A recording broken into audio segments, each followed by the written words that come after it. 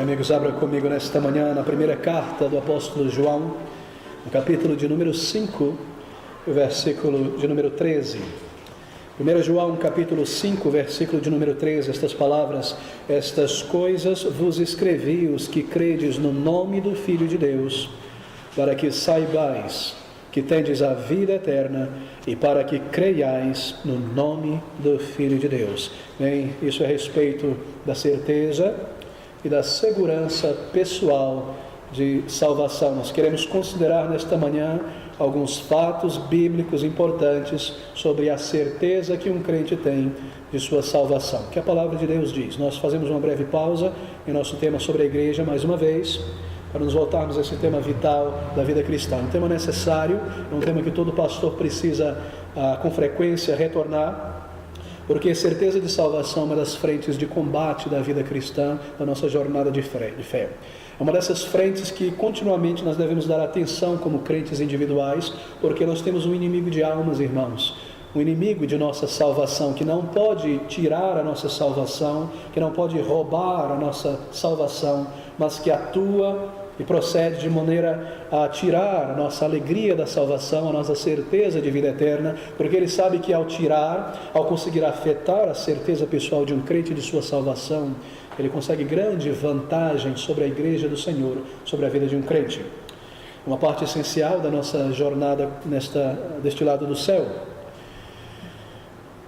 Considerar que saber que nós somos salvos, estarmos certos e seguros que somos filhos e filhas de Deus, estarmos assegurados de nossas afeições religiosas, de nossos sentimentos espirituais, e termos certos em nossa mente, em nossa alma, que nós pertencemos ao Senhor. Isso é algo tão vital na nossa jornada. Se um crente em Jesus Cristo, ele não está seguro, melhor, certo em si mesmo de sua salvação, ele acaba se tornando um crente infrutífero. Ela não desfruta muitas vezes da alegria do Senhor em suas promessas, porque ele não sabe, não sente se nasceu de novo. Não evangeliza, porque diz a si mesmo: como é que eu posso oferecer a alguém algo que eu mesmo não sei se tenho? Um crente sem certeza de salvação é um crente que parece andar por um vale escuro, dentro de círculos, que não progride na vida espiritual. E nós queremos lidar com este tema porque ele é vital para a saúde espiritual de cada crente em Jesus Cristo. E o meu desejo nesta manhã não é lidar com aspectos gerais apenas, mas lidar com alguns fatos importantes da palavra de Deus sobre essa questão da certeza de salvação. Me recordo que mais ou menos 3 anos e meio atrás nós lidamos com este tema em particular. Eu gostaria de dar continuidade ao tema, lidando com outros aspectos da certeza de salvação. Deixe-me apresentar alguns fatos inicialmente sobre certeza de salvação. Mas antes de apresentar esses fatos, eu gostaria de estabelecer um princípio importante para cada crente. O princípio é esse, meus queridos. Nós usamos a palavra certeza de salvação e nós usamos a palavra segurança de salvação. É muito importante discernir entre as duas coisas. A nossa certeza de salvação é algo pessoal, nosso, individual, como crentes. Estamos certos que já nascemos de novo. Mas a nossa segurança de salvação não é algo abstrato, subjetivo em nossas vidas. A nossa segurança de salvação é, como assim por dizer, um documento, algo exterior a nós, algo que não está necessariamente em nós e não depende de nós. Enquanto a nossa certeza de salvação é algo que está muito ligado à nossa experiência e ao nosso andar com Deus, algo subjetivo muitas vezes, não apenas baseado em algo abstrato, mas muito subjetivo. A nossa segurança, por outro lado, é algo que está fora de nós, é uma garantia, é uma realidade, é um monumento, é um objeto real e concreto, existente, se eu posso assim dizer, que não muda, que não pode ser destruído, que é assim mesmo sendo dito a garantia, a segurança de nossa salvação. Bem, a segurança de nossa salvação é o Senhor Jesus Cristo. E Paulo, ao escrever aos Colossenses, no capítulo 1, ele fala sobre o Senhor Jesus Cristo, que está à direita do Pai, como a nossa certeza, a nossa segurança. Ele é este documento, o seu sangue precioso. Ele está no céu guardado, nada pode entrar ali e roubar, nada pode destruir. Ele é Deus eterno encarnado, Ele é a nossa segurança, porque Ele nos conheceu antes da eternidade passada, na eternidade passada, antes de sermos criados. E quando nós lemos na Bíblia sobre conhecer ou presciência de Deus, lembre disso, não quer dizer que Deus previu os nossos atos ou palavras. Presciência ou conhecimento prévio se refere a um conhecimento íntimo. A palavra conhecer previamente ali em Romanos, em 1 Pedro, é uma relação, se refere ao conhecimento pessoal. O termo grego utilizado nesses ambos textos, nesses dois textos, é o mesmo texto utilizado pelo conhecimento que um homem tem de sua esposa, conhecimento físico, íntimo. Essa é a ideia, que o Senhor nos conheceu na eternidade passada, Ele nos amou ali e colocou o seu amor sobre nós. Não é que Ele previu os nossos atos e nos separou para isso, mas Ele tendo nos conhecido na eternidade passada, por nome, por pessoa, nos amou e veio morrer por nós individualmente. E assim, nos tendo amado e cumprido toda a obra naquela cruz, e ressuscitado dentre os mortos, vencendo a morte para ser a nossa ressurreição, e a garantia que nós ressuscitaremos também, Ele está no céu à destra de Deus, e Ele é a nossa segurança de salvação. A nossa dívida de pecado, nos diz Paulo em Colossenses 3, aquela dívida escrita ali contra nós, que seria tomado por Satanás, assim por dizer, para nos acusar, e ele usa continuamente diante do Senhor, ela foi julgada já nesse tribunal, quando Cristo a tomou e a cravou na cruz, diz Paulo, morrendo por nós e pagando. Ele é a nossa segurança, Ele não pode ser abalado, e porque um dia Ele nos levou a conhecê-lo em arrependimento, e abriu os nossos olhos, e nos levou à fé no Salvador, e nos salvou, então Ele é a nossa segurança de que jamais nós seremos perdidos. Por fim, nós chegaremos ao Senhor, e entraremos na cidade celeste, e Ele nos preservará até o final, nos fazendo perseverar em santificação, por ter derramado o seu amor em nossos corações. Assim Ele é a nossa segurança, e Ele não pode mudar. Enquanto que a nossa certeza é algo pessoal e subjetivo em relação à maneira como nós nos relacionamos com a segurança. A nossa segurança jamais pode ser perdida, mudada, alterada ou abalada. Assim, o crente jamais perde a sua salvação, que é Cristo, mas a nossa certeza pode ser abalada, diminuída e reduzida tremendamente. Conforme nós nos esquecemos dessas coisas, ou negligenciamos estas coisas, ou há pecado em nós não confessados, não abandonados. E tendo estabelecido esse ponto de extrema importância na palavra, nós podemos nos voltar agora para falar sobre certeza pessoal de salvação. Fatos sobre a certeza de salvação. E o primeiro fato é este: que certeza de salvação para um crente é a vontade de Deus. É a vontade de Deus para todo crente em Jesus Cristo, que ele, que ela esteja certo de sua certeza pessoal de salvação, certo de ter nascido de novo, certo do seu status espiritual diante do Senhor. Esse é o primeiro fato bíblico sobre certeza de salvação. E o segundo fato, tão importante quanto o primeiro, é que segurança e certeza, ou melhor, certeza de salvação, ela acompanha a verdadeira fé no Evangelho. Quando você recebe o presente da salvação, dentro desse pacote vem certeza de que você foi salvo também. Você irá ter certeza de ter nascido de novo. Esse é um fato bíblico. Um terceiro fato bíblico sobre certeza de salvação é que é um fato real na vida de um crente, na experiência de um crente, que a sua certeza pessoal de salvação será fortalecida conforme ele observa, conforme ela observa sinais, evidências da obra de Deus em sua vida. Esse crente terá maior certeza de sua salvação. E por fim, é um fato bíblico que é o trabalho e parte da obra do Espírito Santo que agora reside dentro de nós, fortalecer a nossa certeza pessoal de salvação. Então, por último, nesse estudo nós veremos algumas maneiras bíblicas de fortalecer a nossa certeza pessoal de salvação. Bem, deixe-me estabelecer a base bíblica para o nosso tema nesta manhã. A base bíblica para que um crente possa ter certeza de salvação. Por que eu estou dizendo base bíblica? Nós precisamos de uma autoridade bíblica para confirmar o que eu estou declarando aqui. De outra maneira, a fé dos irmãos e o conhecimento dos irmãos estará firmado naquilo que eu estou ensinando, no pastor, e não na palavra. Mas por que isso é importante? Bom, porque há muitos grupos religiosos que dizem que você não pode e nunca terá certeza de salvação. O catolicismo romano é um desses. Você nunca encontrará um católico romano dizendo: eu tenho certeza que eu sou salvo, que já nasci. Quem sabe, será, talvez um purgatório por algum tempo, porque a doutrina católica diz que você jamais pode ter certeza de salvação.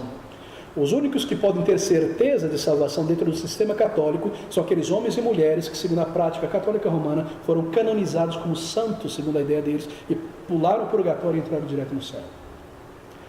Mas nós sabemos que santos na Bíblia são verdadeiras pessoas convertidas. E é por isso que é importante nós encontrarmos uma base, uma autoridade bíblica para afirmarmos o que estamos dizendo aqui. Pode mesmo o crente ter certeza pessoal de que nasceu de novo, de que está seguro em sua salvação e de que ele nunca irá perder a sua salvação. Nós não lidaremos nesta manhã em particular com perda de salvação. É um fato bíblico que um crente jamais irá perdê-la, porque a sua certeza de salvação, esse anel de filiação, está guardado com Cristo, e Cristo não irá perdê-lo. Mas eu chamo a sua atenção para esse estudo, que está no nosso site também. Pode o crente perder a sua salvação, mas certeza pessoal de salvação, certeza pessoal de vida eterna. Bem, a nossa base é a palavra de Deus. E a primeira base bíblica para a certeza pessoal de salvação é a nossa fé pessoal nas doutrinas do Evangelho, e em particular no sangue precioso do Senhor Jesus Cristo, na doutrina do sangue do Senhor Jesus Cristo, a doutrina de Cristo. Queridos, quando nós somos salvos, o Espírito Santo nos deu uma certeza interior de salvação. Como? Ele nos deu a certeza de que o Evangelho é verdadeiro. De repente, esse livro que era tão complexo e complicado, um livro só para sacerdotes ler, coisas que eu não sei se é folclore, se é verdade, se tornou verdade, e você diz, é verdade esse Evangelho, é verdade o que está contido na palavra de Deus, é real o que está aqui, e essa é uma obra do Espírito Santo em nós. Ele nos dá a certeza de que as promessas de Deus são verdadeiras, e essa certeza de salvação pessoal é iniciada aqui na obra do Espírito Santo, na conversão. Uma segunda base, nós veremos alguns textos em um minuto, para a nossa certeza de salvação, são as evidências interiores da obra, da graça de Deus em nossas vidas. Quando nós começamos a reconhecer uma nova natureza sendo formada dentro de nós. Isso chama o processo de santificação. Nós somos confirmados em nossa certeza de que Deus nos conduziu a um arrependimento, de que Ele nos perdoou, e de agora Ele está nos melhorando, nos fazendo progredir. Uma fonte de água viva foi aberta dentro de nós, que está lavando pensamentos, atitudes e mudando o nosso caráter e a nossa atitude. E quando nós observamos isso, nós vemos a nossa salvação e nós somos assegurados. Veja que eu estou lidando com questões subjetivas ainda, para nós individualmente, a nossa certeza. E também, queridos, quando o Senhor abre os nossos olhos, nós ficamos convencidos, não é? Da verdade do mundo, a mentira que há no mundo, e do domínio que há no pecado, e da verdade da palavra de Deus, que fala que o homem está determinado a morrer uma vez só, então o juízo e a brevidade da vida, e todas estas verdades se tornam claras em nossas mentes, e nós nos apropriamos delas. Essa é uma obra do Espírito Santo que está nos ensinando, nos moldando. Então nós somos encorajados a ver frutos do que Ele está fazendo dentro de nós. E um terceiro aspecto dessa base de salvação refere-se ao testemunho do Espírito Santo em nós, e nós veremos em alguns minutos. Queridos, o testemunho do Espírito Santo é tão maravilhoso e tão real. Se alguém deseja negar a tua certeza de salvação, se uma pessoa te acusa e diz que você não foi salvo, e se Satanás continuamente lança dúvidas e questionamentos a respeito da tua santificação, e apontando para a tua santificação te diz que você não foi salvo, duas coisas diferentes, mas que andam juntas, e você percebe que não tem crescido tanto, às vezes pecados, e ele vem te acusar, em vez de te acusar que você não está sendo santificado, ou que você não está crescendo como deveria, ele te acusa que você não é salvo, na verdade. Se é uma acusação por parte dele, então lembre-se, você pode ter certeza e receber alegria e conforto, que no momento em que você veio ao Salvador de fato, em arrependimento e fé, havia ali do teu lado, invisível, uma testemunha que viu. E essa testemunha em teu favor diante do Senhor que você nasceu de novo. O Espírito de Deus, nos diz Paulo aos Romanos, testifica que somos filhos de Deus. Há uma testemunha. E Ele testemunha também dentro de nós, pela obra que Ele está realizando dentro de nós. Quem pode então nos acusar diante do Senhor? Será que Satanás pode pegar os nossos pecados passados, que já foram analisados, julgados e alguém pagou por ele, e tirar esse arquivo de volta da gaveta de pecados julgados e nos acusar diante do Senhor? Quem jamais pode nos acusar? Houve uma testemunha ainda que a nossa memória fale aos poucos. E essa testemunha está dentro de nós, é o Espírito Santo do Senhor. E nós veremos um pouco a respeito disso também. Meu primeiro fato, então, sobre certeza pessoal de salvação e os nossos textos bases para isso. O primeiro fato é que certeza de salvação É a vontade de Deus para seus filhos e filhas. É a vontade de nosso Pai Celestial que cada um dos seus filhos e filhas esteja certo que nós pertencemos a Ele, que nós temos um Pai Celestial, que nós nascemos de novo. Ele garantirá que nós saibamos que nós somos filhos de Deus e temos um Pai Celestial. É a vontade do Senhor, é o desejo, e Ele opera desta maneira. Abra comigo em 1 João, você já está aí no capítulo 5, este versículo que nós iniciamos, versículo 13.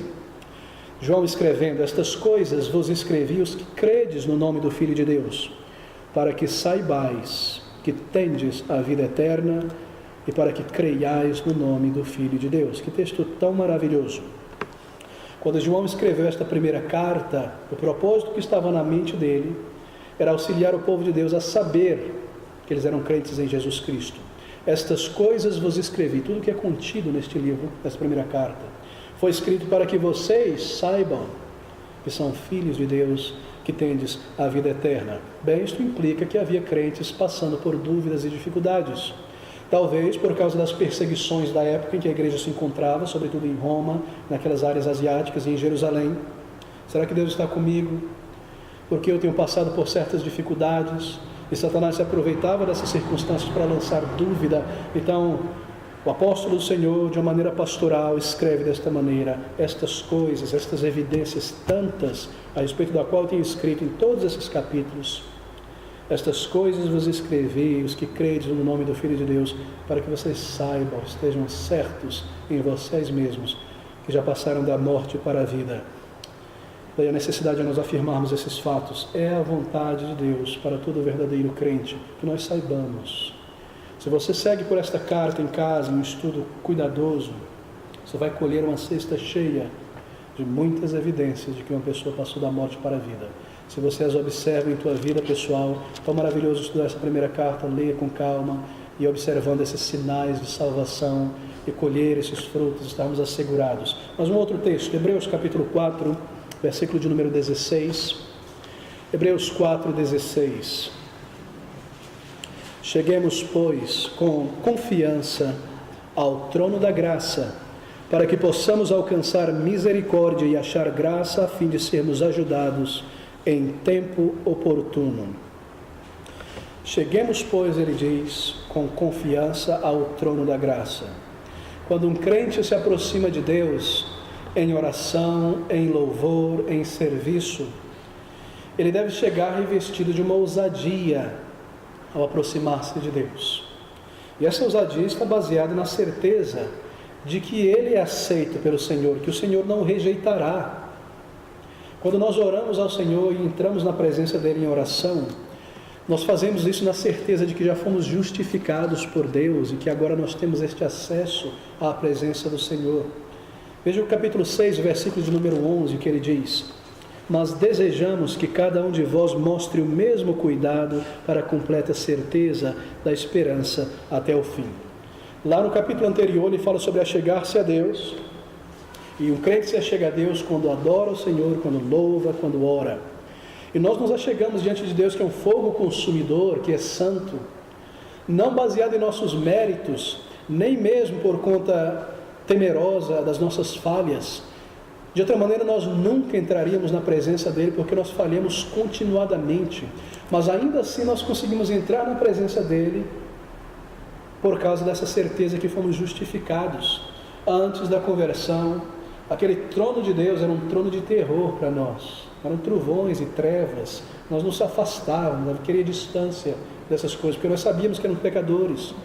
Quando ele abriu os nossos olhos nesse período de convicção de pecaminosidade, havia terror diante do Senhor. Eu vou ser destruído pelo Senhor a qualquer momento. Eu estou dirigindo esse carro, se eu bater eu estou perdido. Será que não é a vontade do Senhor aqui nesse local que tudo caia e eu desmorone também? Havia terror em nossos corações por causa de uma convicção de pecados. Mas quando ele nos salvou e nos perdoou, houve então paz, e aquele trono de justiça se tornou para nós um trono de misericórdia, um trono de graça e favor. E assim, quando nós entramos na presença do Senhor orando e louvando, isso está dentro de nós, essa certeza de que nós somos justificados, e apesar de nossos pecados nós conseguimos entrar, mesmo sem ser merecedores, e adorar o Senhor e confessar diante dele, e nos levantar dali com alegria e a certeza de que somos amados por ele. Essa é a ousadia que nós temos, e isso fortalece a nossa certeza de salvação. E aqui nesse versículo 11 do capítulo 6, ele fala sobre esperança. Uma boa tradução para o termo esperança seria antecipação.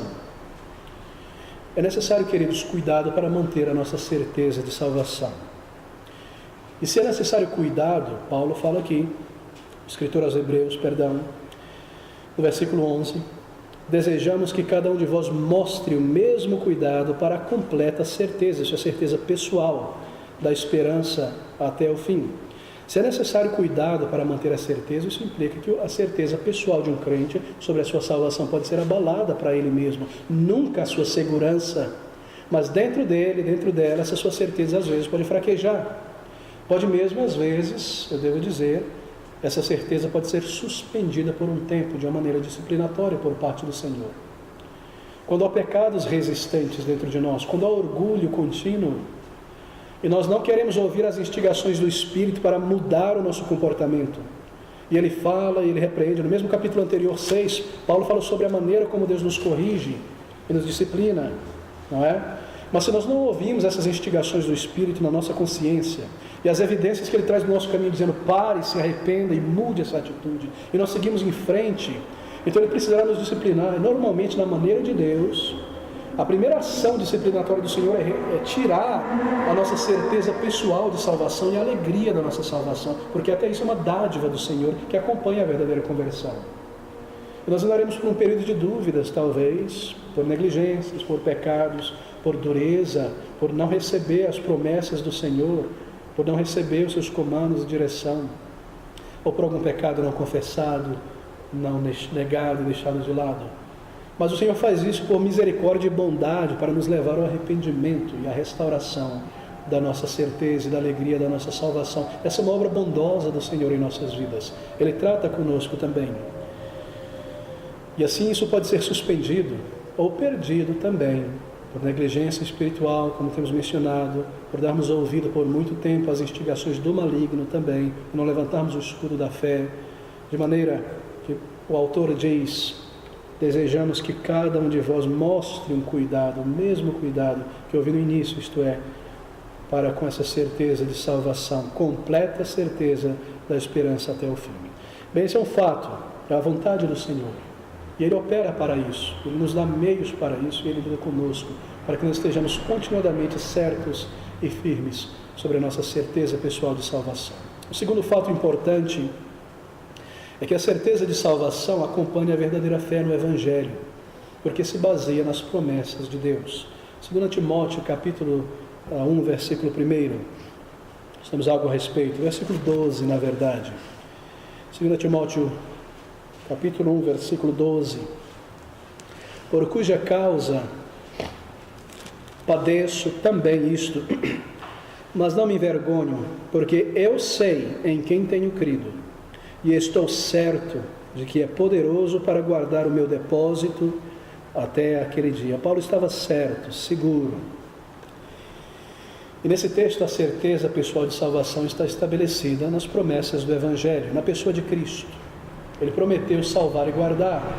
Ele prometeu que aquela pessoa que se voltaria a Ele como um pecador para tê-lo como Salvador, Ele jamais lançaria fora. Jamais. Essa é uma promessa do Senhor. Nem eu mesmo posso me lançar fora, porque Ele colocou o Espírito de Deus dentro de mim para me guardar e me conduzir. Eu não lidarei com a diferença entre presunção espiritual, falsa conversão e verdadeira nesta manhã. Mas para verdadeiros crentes em Jesus Cristo, há uma promessa do Salvador. E quando nós olhamos, irmãos, para essas promessas de Cristo, a sua obra, aquilo que Ele sofreu, a distância que Ele foi para nos salvar, nós sabemos que Ele não nos deixaria perder. E quando nós entendemos que Ele nos salvou não por causa de nossos méritos, porque Ele haveria de nos lançar fora por conta dos nossos deméritos? Quando nós entendemos essas verdades e vemos essas promessas, a nossa certeza pessoal de salvação é fortalecida, mesmo quando nós vemos as nossas fraquezas e indignidades. Nós estamos nele por causa dele e por causa da obra que ele opera dentro de nós. Esses versículos, observe, cada um desses versículos que nós lemos até aqui se dirigem à mente. Nós sabemos para que saibais, eu estou persuadido, eu estou bem certo. Porque o apóstolo Paulo, ele está totalmente persuadido em sua mente e também em seu coração de sua certeza de salvação. Romanos 8, versículo 38 e 39, ele diz o seguinte: porque estou certo de que nem a morte, nem a vida, nem os anjos, nem os principados, nem as potestades, nem o presente, nem o porvir, nem a altura, nem a profundidade, nem alguma criatura nos poderá separar do amor de Deus que está em Cristo Jesus, nosso Senhor. Se alguém traz um argumento diante do apóstolo Paulo e diz: aqui está alguma coisa que pode romper o nosso relacionamento com Deus e nos roubar a salvação. Sabe o que Paulo está fazendo aqui? Ele está tomando todas as dimensões possíveis da matéria, altura, profundidade, dimensão, largura, e das realidades espirituais, anjos, querubins, serafins, futuro, passado, presente, é o mesmo, criatura. Ele diz: nada pode nos separar do amor de Deus, amor eterno com que Ele nos amou e nos chamou. Há uma promessa, e porque Ele sabe disso, isso lhe tem sido garantido, então ele está seguro em sua mente de que ele está salvo, porque um dia ele veio ao Senhor, e porque ele foi salvo naquele momento, ele será preservado salvo até o final, por esta obra do Senhor em santificá-lo, em aperfeiçoá-lo até o fim. Meus queridos irmãos e irmãs, a conversão de uma pessoa, o momento da salvação, não a transforma em uma pessoa imaculada, em um santo no sentido de sem mancha, mas sim uma pessoa que nasceu de novo, e um novo princípio colocado dentro de nós pelo Espírito Santo. E esse princípio, ele operará para nos fazer crescer e amar o Senhor e depender dele. Essa é a realidade da conversão nas Escrituras. E Paulo estava certo disso, apesar dele mesmo dizer nesse livro: miserável homem que sou, a minha carne, o meu espírito, essa luta toda, eu estou certo, porque eu estou nesta arca que é Cristo Jesus, o Salvador. Me há tanto a ser visto a respeito disso, seu Filho enviado a este mundo, Jesus Cristo. Quem estaria certo então, meus queridos, quanto a essa questão de certeza de salvação? A Igreja Católica, que diz que você nunca pode estar certo, ou o pentecostalismo, que não afirma isso abertamente, mas que ensina isso, porque diz que se você pecar no último segundo da tua vida e não confessar e não voltar ao Senhor, você está perdido. Quem é que está seguro nisso? A palavra de Deus? De onde nós podemos tirar a nossa certeza destas verdades eternas declaradas? Que nós estamos nele, apesar de nós mesmos, seguros e assegurados no Senhor Jesus Cristo. Paulo diz: nem a morte, nem a vida, nem qualquer outra coisa, se nós somos amados pelo Salvador, resgatados por Ele, trazidos para dentro do seu corpo, que é a sua igreja, nós estamos seguros ali, e agora estamos crescendo nele, pela sua graça e compaixão. O povo de Deus pode estar completamente certo a respeito de sua salvação. Mais um texto em Hebreus, agora novamente no capítulo 6, outra vez, o versículo de número 18. O autor diz: para que por duas coisas imutáveis, que não mudam, que não se alteram, e aqui estão elas, nas quais é impossível que Deus minta, tenhamos a firme consolação, nós, o que pomos o nosso refúgio em reter a esperança proposta. Nesse versículo, certeza de salvação está baseada na promessa sobre uma glória futura, nosso destino. E no nosso exercício em confiar nessa promessa, olha o que ele diz: duas coisas que não podem mudar, inalteráveis. É impossível que Deus minta. Isso não pode ser alterado, Ele nunca vai mentir. Ele deu uma promessa e ela permanece firme. Nós temos consolação baseado nisso. Quando nós olhamos as nossas falhas e fraquezas, nós temos desalento. Mas porque nós recordamos dessa promessa do Salvador, nós temos consolação e certeza pessoal de que seremos preservados por Ele até o final. E assim nós podemos reter em nossa mente e em nossos sentimentos, reter ali a certeza que nós temos de vida eterna e não deixar ela ir pelo ralo. Nós retemos ela, baseado nesta verdade, nessa promessa do Senhor. Outro texto, João 6, versículo 37. Observe essas palavras, Senhor Jesus Cristo. Esse era o texto favorito de Martinho Lutero sobre certeza de salvação. João 6, 37. Todo que o Pai me dá, diz o Senhor Jesus, virá a mim. Aqui está implícito eleição, amor que predestinou os seus eleitos. Ser salvo é ser dado a Cristo. Todo que o Pai me dá virá a mim, e o que vem a mim, de maneira nenhuma o lançarei fora. Todo que o Pai virá a mim. Essa é a eterna garantia dos salvos. Essa é a base de nossa certeza. Nós somos dados por Deus a Cristo para que Ele morresse em nosso lugar. E porque Ele nos trouxe a Ele para crer e confiar nos seus méritos e sua morte, a promessa então está aqui. O que vem a mim, de maneira nenhuma o lançarei fora. Que palavras tremendas. Certeza de salvação está baseada em fatos verificáveis, reais. Não se trata meramente de um sentimento, certeza de salvação.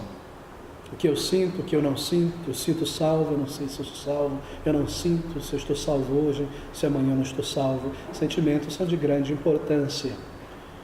Sentimentos são parte da nossa adoração e andar com o Senhor.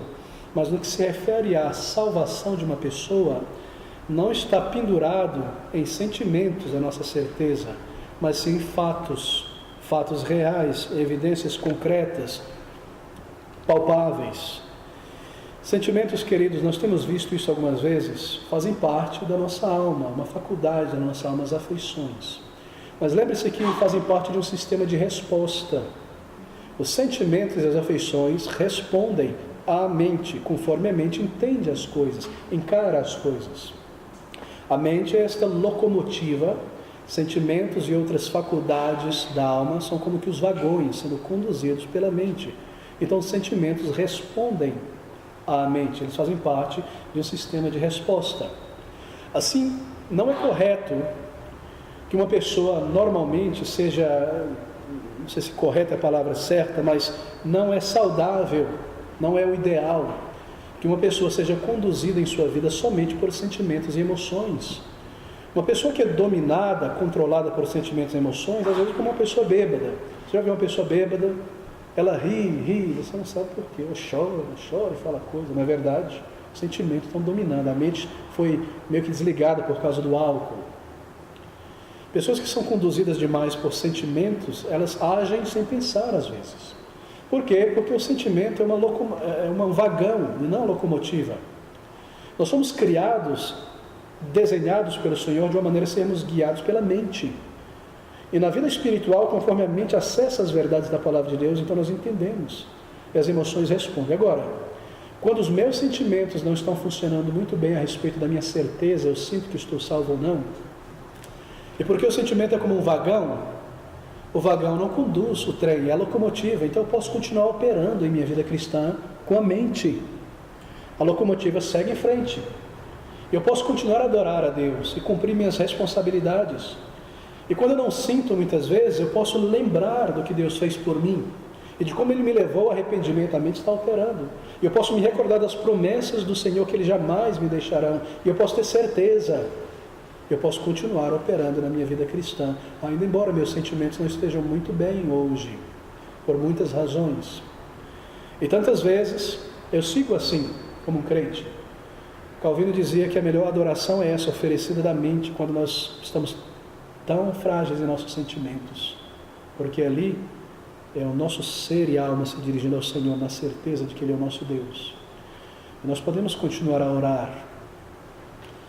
E tantas vezes não é mesmo sem sentir que eu vou orar, ou que eu vou abrir a palavra de Deus, ou testemunhar, quando nós cumprimos a nossa responsabilidade com a mente, e nos ajoelhamos, ou nos sentamos, ou nos colocamos em nosso lugar para orar, e para interceder, e falar com o Senhor, de repente, não é porque essa locomotiva está em movimento, a mente, adorando ao Senhor, parece que o vagão da emoção se conecta novamente, e nós começamos a sentir de novo em oração, e alegria restaurada, e certeza ou vergonha pelos nossos pecados, e a confissão real. Não é verdade? O Senhor às vezes restaura isso, mas às vezes nós não estamos sentindo, e às vezes nós não estamos sentindo bem. E Satanás se aproveita também desses momentos, porque embora ele não leia os nossos pensamentos, ele lê a nossa fisionomia. E Ele sabe o que nós estamos pensando talvez, e Ele já observou a maneira como nós agimos. Então Ele lança sugestões. Você nunca nasceu de novo. Isso e aquilo, acusações. Ele é o acusador dos filhos de Deus, não é verdade? Nós devemos levantar o escudo da fé, mas nesses momentos nós devemos agir desta maneira. De maneira que certeza pessoal, íntima de salvação, não pode ficar continuamente dependendo de sentimentos, ou pendurado nos sentimentos. Mas deve estar baseado na mente, nas promessas, nas verdades, naquilo que o Senhor fez por mim. E os sentimentos devem colaborar com essas coisas também. Os sentimentos são tão importantes, tão necessários para a vida cristã. Mas a nossa certeza está baseada em fatos, aquilo que Ele fez em nós, e essas declarações verdadeiras contidas na Palavra de Deus sobre salvação pessoal. Muito bem. Há evidências interiores também, da obra do Espírito dentro de nós. E há evidências exteriores. Deixa-me trazer mais um elemento. Certeza de salvação, ela é fortalecida conforme nós observamos as evidências da obra de Deus em nossa vida interior também. Há evidências interiores da obra do Espírito Santo em nós. 1 João, novamente, capítulo 2, versículo de número 3. Essas palavras, 3 a 6. E nisto sabemos que o conhecemos, se guardarmos os seus mandamentos. Aquele que diz, eu conheço, e não guarda os seus mandamentos, é mentiroso, e nele não está a verdade. Mas qualquer que guarda a sua palavra, o amor de Deus está nele verdadeiramente aperfeiçoado. Nisto conhecemos, sabemos, estamos assegurados que estamos nele. Aquele que diz que está nele, também deve andar como ele andou. Essas são evidências da vida espiritual dentro de nós. Nós fazemos esse texto, nós tomamos esse texto como uma base para a nossa certeza. E nós retiramos dele grande encorajamento. Observe o que João está dizendo aqui. Há uma grande preocupação, só uma pergunta, há uma grande preocupação em nós de vivermos uma vida agradável a Deus. E a nossa consciência, ela é sensível, de modo que a palavra de Deus, ela lida conosco quando nós lemos, quando nós ouvimos ela pregada, ela desafia o nosso comportamento, ela aponta para o nosso comportamento e desafia. E em nossos corações a preocupação de viver uma vida realmente que agrade ao Senhor? Se a resposta é sim, então nós temos dentro de nós uma indicação de que somos filhos de Deus. É isso que João está dizendo aqui. Veja, queridos, a melhor maneira de assegurarmos a nossa certeza pessoal de salvação é a prática cristã. A prática. Sentimentos, ideias, emoções, intuições não são coisas que você consegue segurar. Elas se vão, a memória falha, coisas como essa, os sentimentos se misturam com outros, de arrependimento, de alegria. Mas conforme nós vemos essas coisas em nossa vida diária, contínua, uma luta contra o pecado, um desejo íntimo sincero de viver uma vida agradável ao Senhor, a palavra me desafiando, e eu respondendo e melhorando e progredindo, eu vejo a certeza ali de que o Senhor está operando dentro de mim. Essa é uma obra do Senhor em nós. Aqui em 1 João ainda, no capítulo 3, versículo 14, ele diz essas palavras: nós sabemos que passamos da morte para a vida, porque amamos os irmãos. Quem não ama seu irmão, permanece na morte. Nós somos encorajados aqui a considerar o laço familiar entre irmãos. Como eu sei que a graça de Deus está operando dentro de mim, essa graça vital, será que eu posso dizer, apesar de todas as minhas fraquezas, tolices, atitudes indignas, eu sei que eu tenho uma maior e mais forte união com outros crentes em Jesus Cristo, que eu jamais poderia ter com um não crente. Você tem isso? Nós sabemos, ele diz, no versículo 14 do capítulo 3, que passamos da morte para a vida porque amamos os irmãos. E eu sei que eu tenho um laço muito maior com outro crente em Jesus Cristo, apesar das falhas dele, dela e as minhas, do que eu conseguiria ter com qualquer pessoa não salva neste mundo, uma união íntima. Eu tenho o mesmo propósito que ele e ela. Fui salvo pela mesma graça, vivo para a mesma glória, sigo para o mesmo caminho, me esforço em santificação, o Senhor me perdoa, e nós experimentamos essas mesmas realidades. Isso me assegura que eu nasci de novo. Há um amor, um senso filial dentro de mim. Essa é uma outra prova. Muitas vezes não está ali perfeito, é claro, como todos esses sinais. Não quer dizer que todos eles são como luzes que estão todas acesas ali, não. Às vezes uma apagou, outra está mais acesa, mas vão estar sempre ele voltando e acendendo, e outras tomando mais força. São frutos da obra do Espírito Santo de Deus. Frutos. E um fruto não nasce da noite para o dia. Você nunca viu uma melancia nascer da noite para o dia? Não é verdade? Na salvação nós temos esses elementos que nos garantem, e esses outros frutos vão aparecendo continuadamente dentro de nós, conforme o Senhor reduz a velha natureza e a sua força e aumenta a nova natureza dentro de nós. Amigos, deixe-me fazer um parêntese novamente. Você está observando que estas são as evidências que Deus nos oferece, que nos dá para que nós saibamos que nascemos de novo? São estas, são bíblicas. Há pessoas muitas vezes que buscam uma confirmação de sua salvação em lugares que Deus não determinou, e pedem coisas a Deus que Ele não prometeu dar, e porque eles ficam buscando certas coisas que Deus nunca prometeu, ou ainda lugares para ter certeza de salvação, que Deus nunca disse que é um lugar, ou procuram em evidências coisas que Deus nunca ofereceu, eles nunca encontram. Há pessoas que esperariam, talvez cada um de nós tenha esse desejo, que Deus enviasse um anjo do céu que parasse na minha frente e dissesse: você é o Filho de Deus, estou seguro agora. Mas Ele nunca prometeu isso.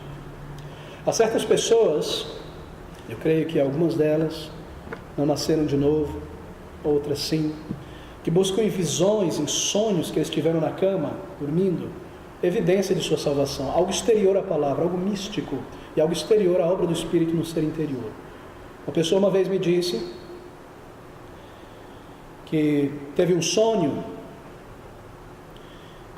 e nesse sonho ela entrava numa igreja, estava todo mundo ali reunido num funeral, e no meio da igreja havia um caixão, e de repente ele viu a si mesmo deitado naquele caixão, vestido de um terno branco, e ele acordou do seu sonho. Ele levou isso ao seu pastor, o seu pastor, o líder daquela igreja, disse para ele: olha, o que aconteceu foi o seguinte, essa é uma revelação do Senhor, porque você tem tido tantas dúvidas sobre salvação e angustiado, era verdade no caso dele. Essa maneira como Deus te deu certeza que você foi salvo, te dizer o que aconteceu, aquele caixão era o seu velho eu, morreu, você está vestido de branco porque uma nova criatura nasceu, você está com o Senhor. E a partir daquele momento, aquele homem teve uma falsa certeza de salvação. E no caso dele, porque nunca tinha nascido de novo, ele teve uma tranquilidade morna em sua vida por muitos anos, sem buscar verdadeiro arrependimento, mas lhe foi dada uma segurança falsa de conversão. Mas a Bíblia nunca promete que nós teremos uma visão, um sonho que nos garantirá certeza de salvação. Se nós buscarmos um lugar errado, nós teremos grandes dificuldades. Mas se nós olharmos para aquilo que Deus nos deu, estas coisas vos escrevi para que saibais. Que coisas? Aqui estão tantas evidências da obra de Deus dentro de nós. E nós podemos nos apropriar delas se nós vemos ela em nossas vidas. E saber que somos filhos de Deus, que já passamos da morte para a vida. Eu fecho parênteses nesse ponto. Ainda há uma outra evidência interior que testifica de nossa salvação. Lá em Ezequiel capítulo 36, Deus diz àquele povo, você se recorda, povo duro, insensível, aquele versículo famoso: e vos darei um novo coração, tirarei o coração de pedra insensível e darei um coração de carne.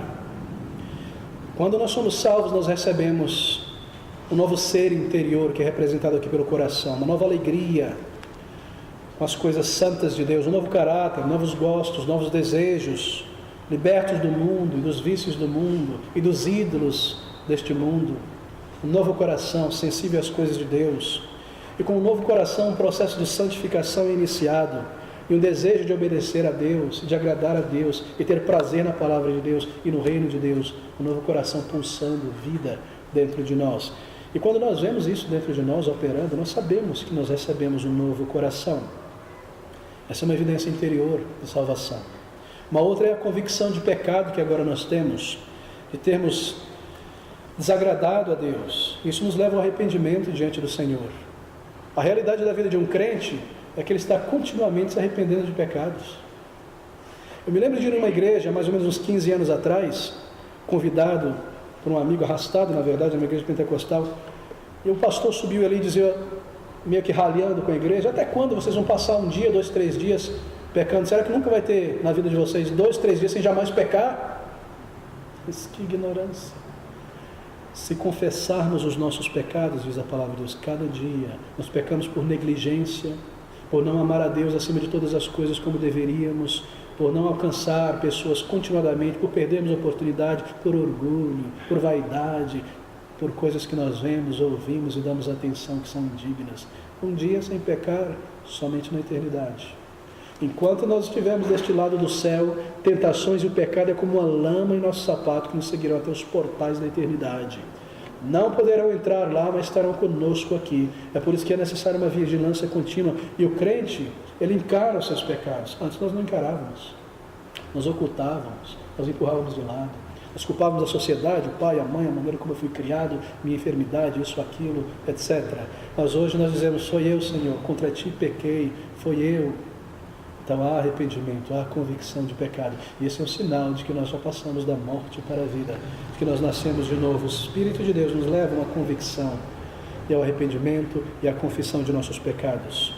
Há uma nova percepção da Bíblia, a submissão a ela se torna o livro de Deus, a vontade de Deus, e nós nos apropriamos dela, de sua palavra, e ela se torna autoridade em nossas vidas. Há também a descoberta da oração na conversão. Antes da conversão, toda a nossa oração era egocêntrica. Senhor, me ajuda nisso, me ajuda a passar nesse concurso, me dá isso, me protege, eu, machuca fulano.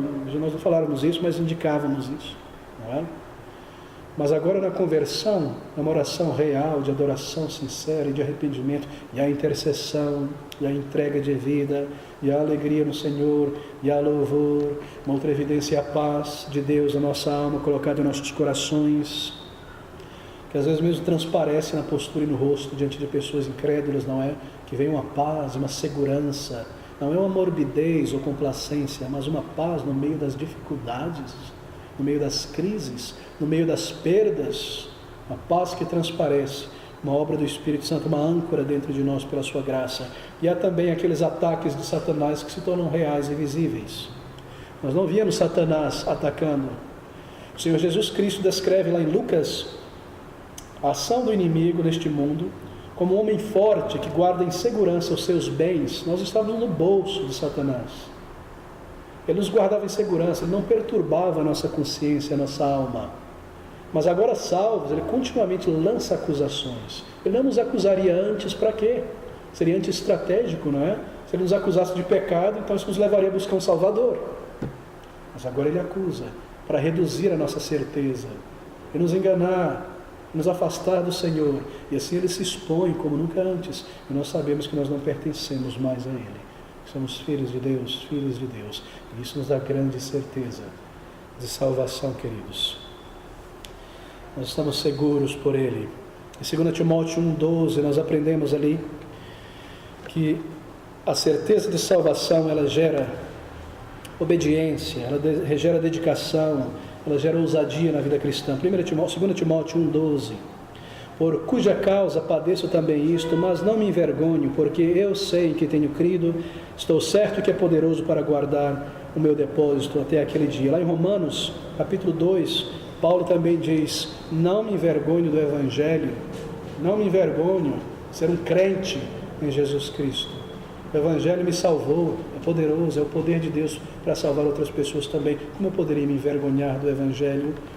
Salvação gera isso, certeza gera ousadia e dedicação.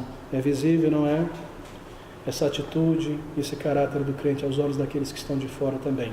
E essas são evidências, não são meramente sentimentos, são evidências que já nascemos de novo. Queridos, esta é a base da nossa certeza. A base da nossa segurança externa a nós é o Salvador e o que Ele fez por nós. Porque Ele nos conduziu a Ele em arrependimento e fé, e nos salvou, nós podemos ter agora certeza, assegurados nele. E embora essa certeza possa falhar, nós devemos buscar firmá-la a cada dia mais. Lembre-se sempre disso. Lembre-se daquele povo de Israel no Egito, antes de sair dali, tão apreensivo o que aconteceria naquela noite de Páscoa, dentro das suas casas ali, sacrificando o cordeiro, temerosos. O que os garantia? Que eles não morreriam também. Não havia um anjo em cada porta, assim por dizer, aquele sangue nos umbrais. Talvez eles estivessem seguros em seus sentimentos ali dentro, mas porque estavam protegidos e guardados em Cristo, a sua segurança, eles estavam seguros. O Senhor os tiraria dali. Muitas vezes, meus queridos irmãos, minha querida irmã, você pode, talvez, nessa jornada, perder o teu senso de filiação ao Senhor, mas nunca a filiação. Talvez o sentimento de filiação, mas nunca a filiação.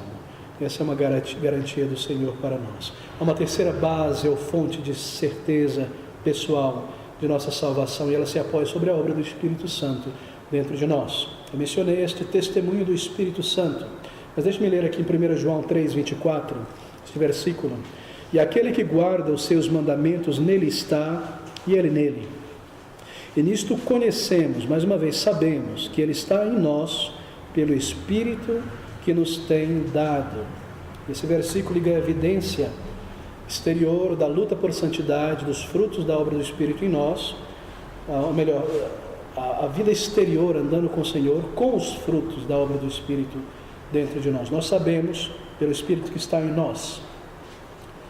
O Espírito toca a tua consciência quanto a um pecado, quanto a uma negligência. Ele te dá fome por avançar na vida cristã, por melhorar. Isso é evidência de que nós somos salvos também. É uma obra do Espírito Santo. Você possui um desejo no íntimo de avançar, de crescer, de viver uma vida mais agradável ao Senhor. Você busca isso em oração, pede ao Senhor, clama a Ele, está insatisfeito com o teu estado atual. É o Espírito que está nos movendo a isso. É Ele quem opera estas coisas dentro de nós. E nós respondemos, e nós clamamos, e nós rogamos a graça de Deus. Lá em Romanos, você se recorda, no capítulo de número 8, versículo 15 e 16, nós vemos que o testemunho do Espírito não é algo físico, não é um frio na barriga, no espinho, na coluna que eu sinto em determinado momento, cabelos se arrepiam, alguma coisa que eu vejo, uma luz, ou qualquer uma voz, ou qualquer coisa desse tipo. Visões, coisas sensoriais. Paulo diz que o Espírito de Deus testemunha ou testifica com o nosso espírito que nós somos filhos de Deus. Isso é tão maravilhoso e tão importante. Versículo 15 ele diz: porque não recebeste o espírito de escravidão, para outra vez estardes em temor. Espírito aqui com letra minúscula, uma propensão. Calvino põe letra maiúscula. O próprio Espírito Santo de Deus. Não recebeste o Espírito Santo de escravidão, ou um Espírito Santo de temor, mais um Espírito Santo de certeza. Creio que está no grego original não vem com letras em diferenciação, todas são maiúsculas na verdade, mas aqui é uma representação quanto a uma propensão para o temor, uma propensão para um senso de escravidão, para outra vez estar em temor, mas o Espírito, e agora, letra maiúscula, o Espírito Santo de Deus, de adoção de filhos, pelo qual clamamos Abba Pai. O próprio Espírito testifica com o nosso Espírito que somos filhos de Deus. Bem, de um modo subjetivo, Ele testemunha em nós também. Quando Ele move as nossas afeições, quando nós somos movidos seriamente pela Palavra de Deus, quando você está estudando a Palavra e Ele te fala, te desafia também, te conforta, te auxilia, quando Ele te convence de alguma verdade doutrinária, uma descoberta doutrinária na Bíblia que parecia que tinha sido oculta para você, coberta, e de repente está clara ali, visível na Palavra de Deus, isso é uma obra dele também. Não de uma maneira mística, porque agora você está comparando Escritura com Escritura e realmente respeitando a Palavra de Deus, então Ele te auxilia nisso, e você pede a Ele direção. Isso é uma obra do Espírito, há resultados, há progresso na vida espiritual, e tudo isso vem pela Palavra, pela mente, conforme nós somos guiados e movidos também. Ele move as nossas afeições. E há esse testemunho do Espírito. O texto traz uma ideia no versículo 17, 16, que o Espírito testifica juntamente com o nosso Espírito. São duas testemunhas de que nós já nascemos de novo. E aqui está o Espírito de Deus dizendo, como se for em minha mente, você não é mais a mesma pessoa. Isso acontece muitas vezes, né? Quando você às vezes lembra de como você era antes. Você acha uma foto ali, se vê, e você se lembra como era a tua vida naquele contexto. Ou coisas que você está vivendo ou fazendo, coisas positivas, como ele te ajuda a testemunhar e te recorda textos da palavra de Deus, ou no meio de situações difíceis te dá uma postura correta, e você vê progresso em tua vida. É como se o Espírito estivesse te dizendo, você não é mais a mesma pessoa, fui eu que fiz isso. Ele testifica com o nosso espírito. Você é agora um filho de Deus, uma filha de Deus. Você está sendo aperfeiçoado em amor, em santificação, em serviço, progredindo. E o meu espírito como que testifica com o Espírito de Deus, dizendo, é verdade, eu não sou mais, eu não posso negar isso. Eu tenho visto a obra de Deus, eu não posso ser tão orgulhoso de negar essas coisas. Foi Ele, não fui eu, foi Ele que me protegeu, que me guardou, que me abençoou, que me mudou, que me transformou. O que seria de mim hoje, da minha família, do meu contexto, se Ele não tivesse me salvado e me transformado? O Espírito testifica com o nosso Espírito, e o nosso Espírito testifica juntamente que somos filhos de Deus, que já passamos da morte para a vida, e isso fortalece a nossa certeza pessoal, íntima, de salvação. Quão maravilhoso é pensar sobre estas coisas, não é? Que Ele rega a nossa certeza, e essa é a base da nossa certeza. Você se recorda, às vezes, grandes sentimentos, os discípulos no caminho para Emaús, e o Senhor Jesus como que abrindo a palavra de Moisés aos profetas, ali explicando, né? Estava tudo na mente dele, e o coração deles como que queimando diante da palavra. E quando isso acontece conosco também, nós sabemos que o Espírito opera em nós, nós somos convencidos e fortalecidos na palavra, dessas promessas maravilhosas, e acalentados por ela também, com profunda certeza de gozo, que Cristo habita em nossos corações. Mas tudo isso, queridos, observe, vem conforme a mente é exercitada nessas verdades da palavra, e ela é exercitada em memória, naquilo que Ele tem feito em nós, em observação naquilo que Ele tem feito em nós. Nunca é um sentimento que simplesmente cai, mas às vezes, e muitas vezes para crentes em lugares e contextos de grande aflição e perseguição e destituição, o Senhor dá a mesma medida íntima e pessoal de um senso de filiação tão grande, mesmo nas emoções, passando direto pela mente, indo pelas emoções, quando tudo em volta não parece corroborar. Na verdade, mesmo em lugares, em situações raras como essa, Ele garantirá para esses seus servos em combate ou em dificuldades muito grandes, num contexto muito difícil também. Essa é a graça de Deus, essa é a obra de Deus, nos assegurando o seu amor. O Espírito de Deus testemunha em nós, por meio daquilo que Ele está fazendo em nossas vidas. O próprio Espírito testemunha ou testifica com o nosso espírito. E às vezes há intervenções do Senhor, e livramentos também, e muitas respostas de oração, e evidências no curso de nossa jornada, tantas e tantas evidências que Ele nos dá, porque essa é a vontade dEle, a nossa certeza pessoal de salvação. E também conforme você prova o Senhor em serviço cristão, apesar da nossa pequenez, ou timidez, ou fragilidade, nós vamos e testemunhamos e mantemos a nossa disciplina, estamos envolvidos na obra do Senhor, e nós vemos Deus nos usar, nos abençoar, e há frutos e resultados. Isso assegura os nossos corações tremendamente, por meio de um serviço ativo, conforme nós nos envolvemos na obra do Senhor. Uma igreja que está só centrada em programas para a congregação, entretenimento, música, coisas como essa, mas não há serviço contínuo, regular, de evangelismo, de educação na vida cristã, causa um grande mal ao povo de Deus, porque muito da nossa segurança, certeza pessoal de salvação está ligado a nós provarmos a Deus em serviço cristão. E você ora por alguém, e você se envolve no evangelismo, e depois você vê Deus usar as tuas palavras e o teu testemunho. Isso te dá um grande senso de segurança, que Ele já te santificou, que você é um vaso santificado nas mãos do Senhor, e Ele responde às suas orações. Um grande meio de alcançar segurança pessoal é estar envolvido diretamente na obra do Senhor. E isso faz parte da sabedoria de Deus, de nos colocar em igrejas atuantes, igrejas operantes, igrejas fiéis à palavra do Senhor também. Bem, queridos, certas maneiras, por fim, de fortalecer a segurança e certeza de salvação. Como afirmar, como garantir, ou como fortalecer essa certeza pessoal em momentos difíceis? Afirmação e gratidão é uma maneira.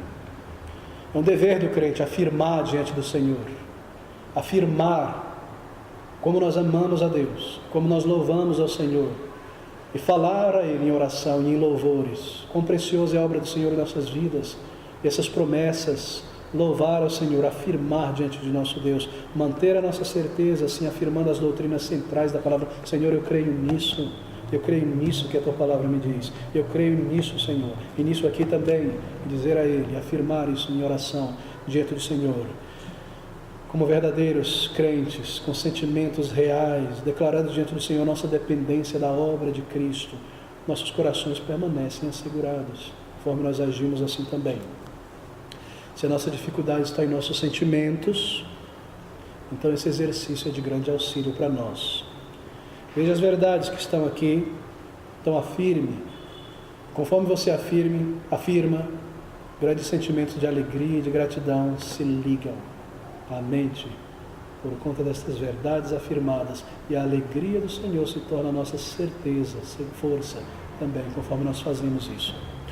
Daí a importância de bons hinos, não é? Hinos que reflitam a palavra de Deus, que nós cantemos essas doutrinas. Afirmar isso cantando. E cuidadosamente selecionar esses hinos. Então nós adoramos e afirmamos essas promessas, essas experiências, os atributos de Deus. Isso traz tanto conforto e alegria. Nós extraímos alegria e segurança de certeza disso. A obra do Calvário, quando nós cantamos estas coisas também, sua graça incomparável, sua amizade, o seu favor, tudo que Ele fez por nós, cantar estas coisas. Quão tristes são esses hinos egocêntricos, não é? Cânticos egocêntricos, baseados só na emoção, refrões repetitivos sem fim, coisas como essa. O que nós podemos extrair dessas coisas? Nós extraímos da palavra de Deus cantada. Isso traz grande certeza e alento aos nossos corações. Hinos baseados na verdade do Novo Testamento, que dirigem glória ao Senhor e fortalecem a nossa certeza. Quando nós cantamos com sinceridade, com fervor, quando nós afirmamos essas coisas, é muito triste quando um crente que passa por pressões e dificuldades, e distrações, preocupações terrenas, ora ao Senhor e adora ao Senhor, sem derivar conforto dessas verdades anunciadas nos hinos, por exemplo. Porque essa é uma prática que traz grande certeza. Queridos, essa não é coisa pequena.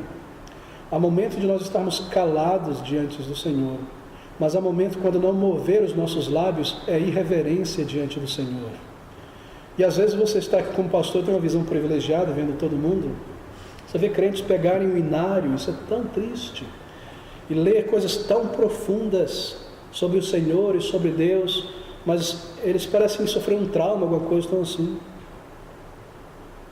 Triste, não há louvor cantado, verbalizado, dirigido ao Senhor. Ou estão olhando para lá e para cá, olhando para a cara do pastor, se ele tem cabelo branco, alguma coisa, não sei, eu fico assim, surpreso. O momento de louvar ao Senhor não é o momento de cerrar os lábios, é o momento de colocar para fora. Ou que pretendem uma certa humildade, talvez isso não aconteça na sua congregação, mas que pretendem uma certa humildade, cantam bem baixinho assim. Você está louvando e afirmando isso diante do Senhor. Há momento em que o silêncio é necessário e falar é irreverente, mas há momento quando ficar calado é irreverente e leviano diante do trono da graça. Você está oferecendo a Ele louvor. Você deve cantar o louvor do Senhor, essas verdades. Lembre-se disso. E nós extraímos deste momento grande certeza e conforto quando cantamos e afirmamos o que nós cremos. Isso foi projetado por Deus, o cantar louvores. Foi da mente dEle, foi dado à sua igreja. Nós devemos nos esforçar neste momento também e louvar com a nossa mente desperta e com nossos lábios em movimento e fôlego saindo, não gritado, não de maneira irreverente, não cantando no coral ou no solo, mas de uma maneira sincera, junto com a congregação, louvando e afirmando essas verdades. Isso traz grande conforto, certeza, quando nós cantamos a palavra de Deus, as promessas de Deus. Bem, queridos, o primeiro conselho que eu dou a um crente está passando por falta de certeza, de salvação, e nós passaremos ao longo da jornada da vida alguns momentos, é tornar esses questionamentos infindáveis, será que eu sinto, será que eu não consinto, desligá-los por um momento, e começar a ativar a mente, e lembrar, e observar, e recordar-se das promessas, e ver o que Deus já fez em sua mente, e saber que nós nascemos de novo. Pedir ao Senhor que ligue novamente esses vagões, se eles estão desligados, mas saber e lembrar que nós já nascemos de novo por tudo aquilo que Ele fez em nós, aquilo que Ele é, a nossa segurança em nosso lugar, aquilo que Ele está fazendo em nós e as suas promessas nós sabemos, porque Ele nos levou a um lugar de arrependimento e a confiar no Salvador, e nós olhamos uma vida transformada. Nós não somos aquilo que nós desejamos ser, não é? Eu fui um pecador, eu serei um santo. Nesse exato momento eu sou um pecador santo. Você percebe o que é a vida cristã? E quando nós vemos essa obra do Senhor em nós, nós sabemos que Ele está operando em nós para aquele dia, quando nós receberemos um novo corpo. E naquele dia não haverá mais Romanos 6, um conflito entre a velha natureza e a nova. Mas enquanto nós estivermos deste lado do céu, nós olhamos para a obra do Senhor em nossas vidas, e o arrependimento de nossos pecados e a luta por santificação e por agradar ao Senhor na nossa pequenez e fragilidade, e nós vemos que Ele nos salvou e colocou dentro de nós o Seu Espírito Santo e glorioso. Servir a Cristo, uma vida sincera com o Senhor. Oh, amigos, é a vontade de Deus que você esteja certo em você mesmo daquilo que Ele fez em tua vida. É a vontade do Senhor. Ele opera para isso, Ele nos dá evidências. Quão triste, às vezes, como pastor, eu me sinto quando um crente que está indo por dificuldades, incerteza de sua salvação, e está claro que essa pessoa nasceu de novo, e você oferece conforto e consolo da palavra a esse crente, e a pessoa não recebe, e não recebe, e não recebe. Quão triste é não recebermos aquilo que Deus preparou para nós e nos deu, para que nós saibamos que nós nascemos de novo. Não seja tão orgulhoso. Receba esses confortos que o Senhor te dá, baseado nessa evidência. É a vontade dEle para a sua vida, que você esteja certo que passou da morte para a vida. Eu termino nessas palavras de João: estas coisas vos escrevi, os que credes no nome do Filho de Deus, para que saibais que tendes a vida eterna, e para que creiais ou sigais crendo no nome do Filho de Deus. Que o Senhor nos abençoe e aplique estas verdades às nossas vidas.